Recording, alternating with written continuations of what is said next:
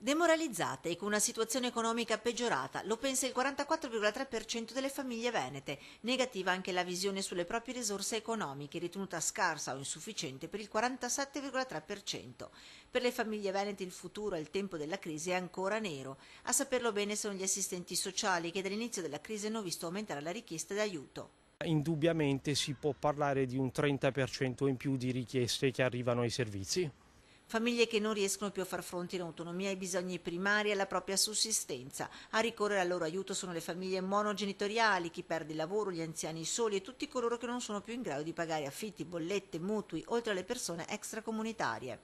Prima ai servizi sociali si rivolgeva un target, diciamo, di ceti sociali bassi, diciamo così, con difficoltà nel pagamento dell'affitto, delle bollette. Adesso la perdita del lavoro ha colpito anche i ceti medi.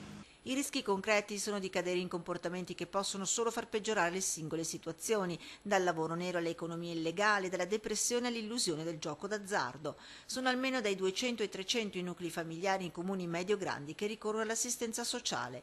Ai 2.700 assistenti sociali veneti si pone oggi dunque una nuova sfida, quella di portare all'interno dei servizi pensieri e strategie innovativi in mancanza di risorse.